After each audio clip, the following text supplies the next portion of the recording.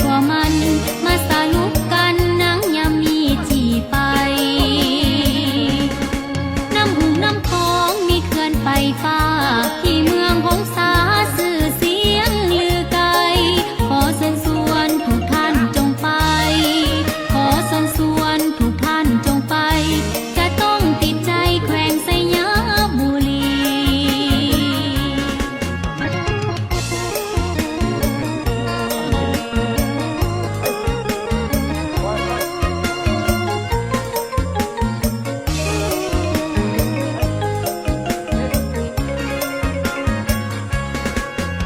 ทุกวันได้ผลิตสินค้าผู้หอมสวนยางมักงาสาลีพันธุ์ส่วนเมียงส่วนกล้วยทั่วมันมาสนุกกันนังยามมีจีไปน้ำหุ่งน้ำทองมีเขื่อนไปฟ้าที่เมืองหงสาสื่อเสียงลือไกลขอเชิญชวนทุกท่านจงไปขอเชิญชวนทุกท่านจงไปจะต้องติดใจแขวงสยามบุรี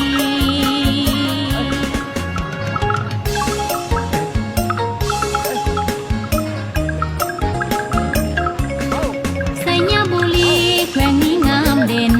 ให้ได้มาเห็นเป็นหน้าจับใจภูผาป่าดงกว้างใหญ่ทุ่งนากว้างไกลไปจนสุดสายตา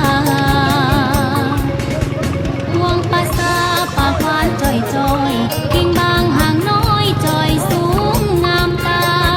ยิ้มก่อนแล้วจึงเมาจา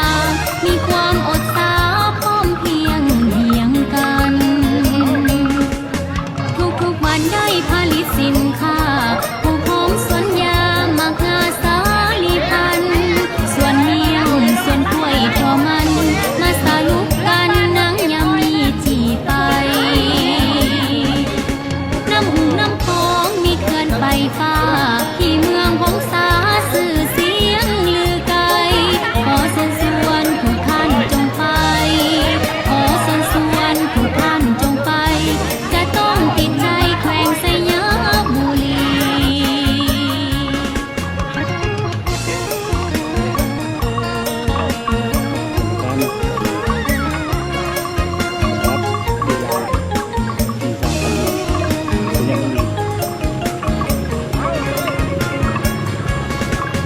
ทุกวันได้ผลิตสินค้า